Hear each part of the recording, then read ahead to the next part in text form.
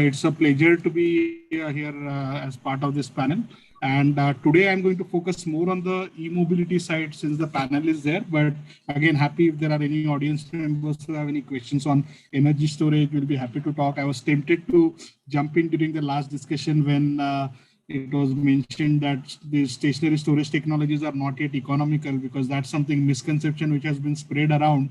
And for last 5 years, we have lost a lot of opportunities where economically large scale storage could have been deployed in India. But anyway, now we are getting there. I think there are series of tenders which are coming up. So we should have within next maybe 12 to 18 months start seeing gigawatt hour scale deployment happening in India. But the core thing is we are hoping that in next 6 months, at least like a 10 to 100 megawatt hour deployment should start happening, because that is really long overdue.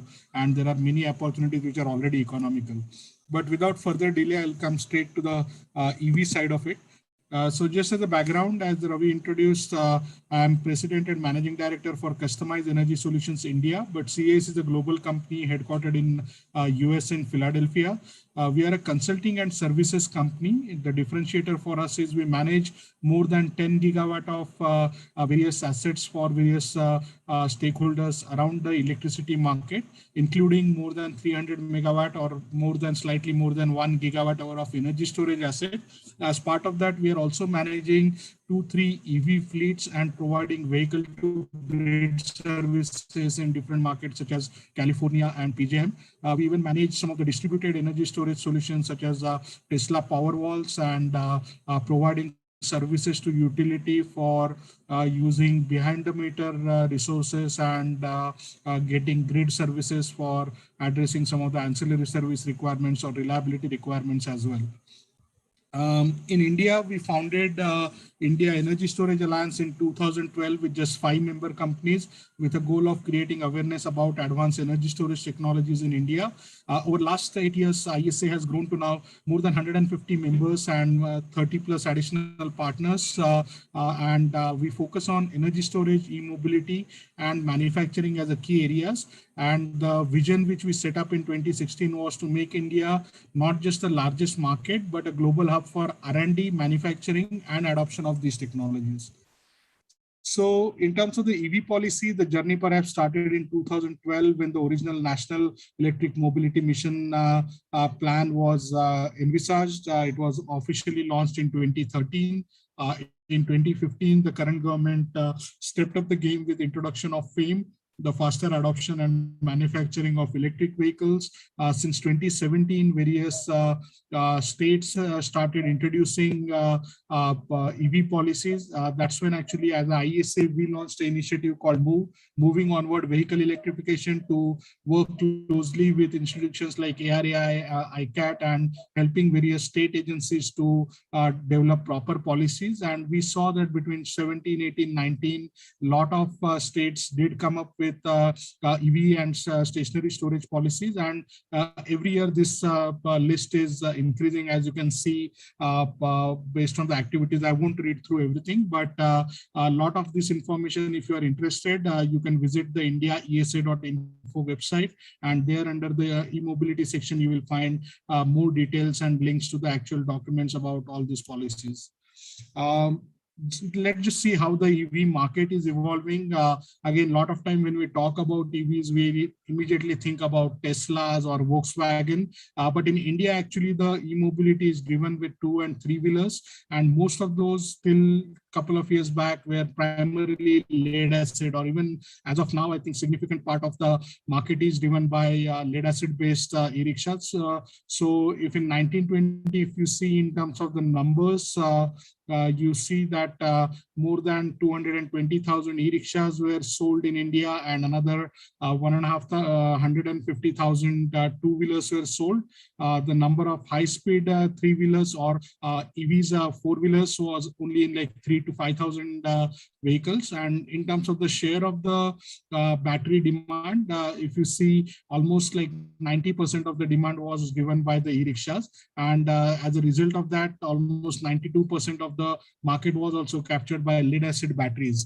Um, Within the 8% market for lithium-ion batteries, if you see different segments are using different type of batteries. So NMC or LFP are the two predominant chemistries which have been used. For some of the hybrid vehicles which are getting introduced, even LTO batteries are being seen, but otherwise predominantly NMC and LFP are the two chemistries which are being used for by the most of the automakers. In 2021, this started shifting slightly, but again, I wouldn't say that it hasn't changed very drastically, where obviously because of COVID, a lot of new introductions did not happen, but still basically from 92%, the electric three-wheeler segment came down to 89%. And in terms of, again, the lead acid battery share was still around 90%. We do expect that for current year, these numbers will change significantly, and I will talk about that in the coming slides. In terms of states which are driving the EV adoption, if you can see, like there are like top 5 or 6 states, Karnataka, Tamil Nadu, Maharashtra, Rajasthan, Uttar Pradesh, and Delhi. They account for almost close to 90% of the EV adoption in India. This is somewhat similar to how the renewable industry also got developed, where 5 or 6 states account for more than 90% of the renewable penetration. But we do think that now more and more states coming up and introducing EV policies, this will become more democratized. And I don't think if you see 3 or 5 years down the line, such 7 states will dominate it. I expect that maybe 7 states will account for top 50% of the market, and remaining states will take the other 50% market. In terms of the number of vehicles, still electric two-wheelers is driving in terms of the number of electric vehicles. In terms of the FAME 2, one of the things which is positive is that now for most of the type of vehicles, there are more number of vehicles which are being made available, except for M1 and N1 categories. But you can see the choice for consumers is going to be increasing, and even for like electric four-wheelers and other segments where right now there are limited number of choices, that should change very drastically in the next 12 months. Here are just some of the price changes which have happened since the change of the FAME 2 policy. As you may be aware, that especially for the two-wheelers, the subsidy was increased from 10% to 15%, and most of the companies have passed on these benefits to the customers, resulting in 9 to 12% reduction in cost of many of these electric two-wheelers. And as a result, if you see, there is a very drastic sort of a step change in the market demand, which we have witnessed since this change happened. So basically, June 2021 was the date when the FAME 2 amendment happened. And July, August, September, if you see, most of the manufacturers have witnessed a 4 to 8x jump in terms of the sale of the vehicles for electric two-wheelers. And these are mainly the high-speed vehicles. So these are not the low-speed vehicles. So these are the high-speed vehicles. And right now, in fact, market is constrained by supply. So many of the companies are now talking about having capability of annual manufacturing of anywhere from 1 to 10 million electric two-wheelers by 2025. But right now they have been producing hardly maybe 10 or 20,000 vehicles in a year. So that's going to be like a huge difference in terms of the manufacturing and supply chain. And that should also result in further cost reduction and economies of scale for the entire sector. On the three-wheeler side, now ESL has created a separate entity, CESL, the Convergence Energy Services Limited, which has announced one of the largest tenders for 100,000 electric three-wheelers. Perhaps I think many of you may have read the order yesterday, where now I think this is no longer the largest, where Hertz has placed a single order for 100,000 Teslas. So I think that has clearly now up the game. And unfortunately, right now, we are not yet seeing many corporate commitments in India to try to take such drastic steps. But we do believe that with the economics of EVs becoming very evident, within next 18 to 24 months, we should see actually series of such similar announcements of similar scale coming even from India. But right now, CESL is aggregating these requirements across various customers, and they have aggregated it to 100,000 electric three-wheelers. And we hope that we will start seeing similar requirement for other segments also in the coming years. In terms of the four-wheeler market, perhaps the Tata Nexon was the first sort of a proper EV which was introduced in India. I know that for last 7-8 years, we had a number of other EV models introduced by Mahindra and others. Unfortunately, I would say that, again, although they had claimed driving range of 150, 180 kilometers kind of a thing, most of the people claim that in a practical driving conditions, people would be lucky to get 80 or maybe 100, 120 kilometer at max as a driving distance. And that's where I think most of the EV companies in India, I think the strategy team screwed up royally, because very clearly the economics for EV adoption was for commercial vehicles who needed to drive 200, 250 kilometer per day. And there were actually tens of thousands of such adopters who were waiting for the right vehicle to be introduced. Unfortunately, with the strategy teams focusing on sub 10 lakh kind of a vehicles and thinking that that's where 90% of the market is, companies just did not introduce the right type of vehicles. And Nexon perhaps was the first vehicle where you have like more than 230, 240 kilometer kind of a on-the-road driving range. And you have seen the consumer response where it has dominated now the market. So we do hope that many other companies will realize their mistake and will fix this. And we are expecting at least 10 plus similar good EV models to be made available to the consumers in the coming year. So I think there is this fascination for like a sub 10 lakh EV. I think that we should get away with. I think we need to understand who are the buyers and what are the requirements of that buyer segment, and make sure that we are introducing the right vehicle. Because when you consider the driving range and the operating cost, for anyone who is driving more than 200 kilometers, even at the current prices, electric vehicle was economical 2 years back. So this is something where we don't need to wait for any further cost reduction. We just need the right vehicles to be introduced in the market. So what we have been doing it is, as I mentioned, in 2017, IESA had launched the MOVE initiative.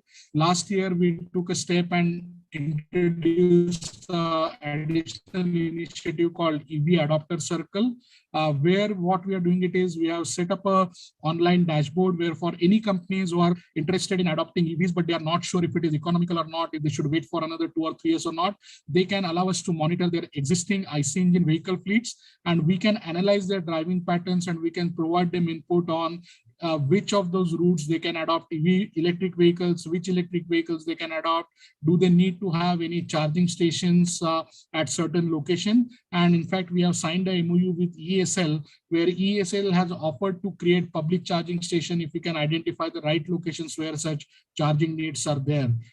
We have already under the EV Adopter Circle, we have certain large corporate users like Marriott chain of hotels.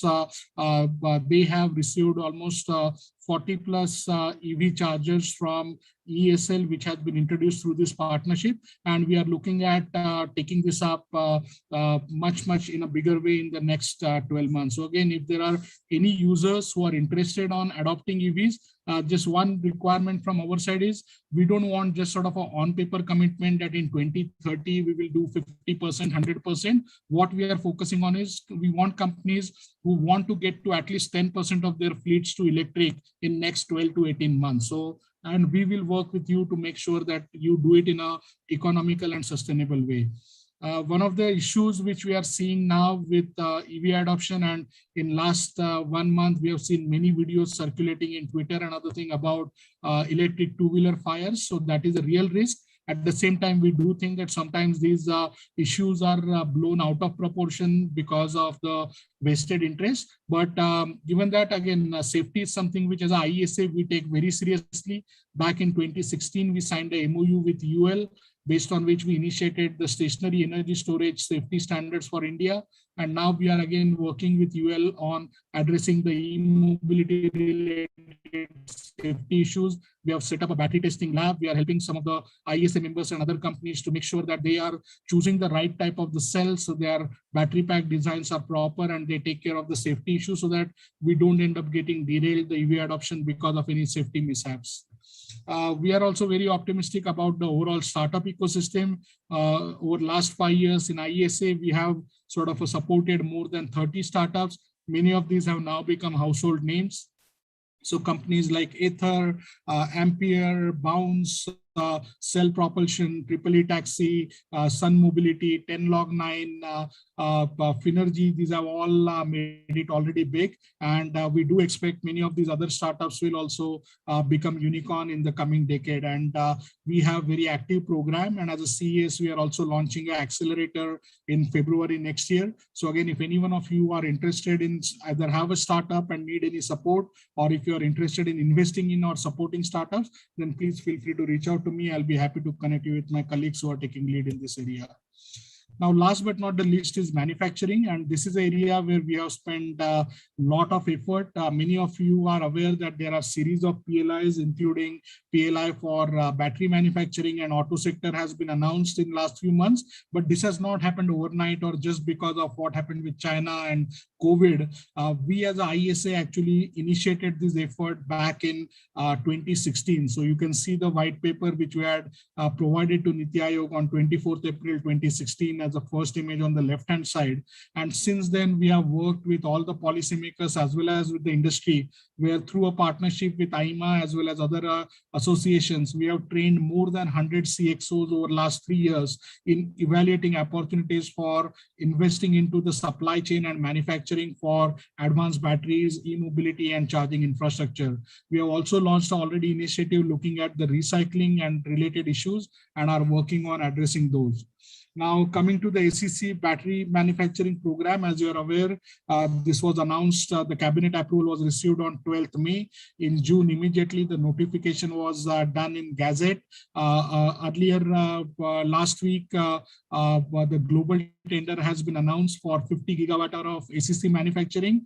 The selection process, basically the submission for tender is 31st December. And then by between June to March, the selection process will get completed. But there will be additional 5 gigawatt hour tender will be announced for niche ACC technologies. So for the current ACC program, the minimum manufacturing plant size is 5 gigawatt hour and maximum is 20 gigawatt hour. Whereas for niche ACC program, which will be for next generation technologies, the minimum investment size is only 500 megawatt hour. So we do hope that between these two tenders, we should have 10 to 15 large scale manufacturing facilities set up in India. In fact, we are not going to stop just with the ACC PLI program. What we believe is that by the time the ACC program gets implemented and the 5-year window for the ACC finishes by June 2029, the market requirement will be more than 120 gigawatt hour. So as ISA, we have already set up a vision which we announced on World Energy Storage Day on 22nd September, is to achieve the 50 gigawatt hour manufacturing by 2027 and keep on scaling it up to at least 100 gigawatt hour by 2030, and then scale it up to another 5x to 500 gigawatt hour by 2035. So we are setting up sort of an ambitious plan beyond what government is looking for. And we are also working very closely with the complete supply chain industry. So right now we are interacting with more than 30 companies, 10 of which have already committed to creating investments in supply chain, like for electrolyte or for separator or for anode or cathode investments in India. And we as ISA are working closely to make sure that these kind of announcements don't remain on paper and we develop a complete ecosystem around that. Last but not the least, now that this new sector is coming up, skill development is going to be perhaps the biggest challenge, more than investing in money or licensing technologies. So that's the area where we have a dedicated ISA Academy, which was launched in 2016. We have been doing series of physical as well as online training programs with various partners such as CMET, Society of Automotive Engineers, ARAI Academy, Administrative Staff College of India, AIMA, as well as UL. And now we have also introduced an online learning management system where many of these training programs which we have conducted in last 5 years is available for skill development. And we are also introducing various certifications in the coming 12 months. If you need any additional information in this area, there are sort of a detailed reports which are available for purchase from ISA or for some of the IESA membership categories, this report are included as part of the membership benefit. But if you're looking for free information, we have a website, etn.news, for emerging technology news, where we upload a lot of information related to the industry happenings. You can get access to that information free of cost. Also, we release various knowledge papers on a regular interval for members, as well as we have Emerging Technology Radio, which is a podcast which is available, and various podcasting solutions. So with that, I would like to thank once again Ravi and organizers for inviting me for this interesting panel. And if there are any questions, I'll be happy to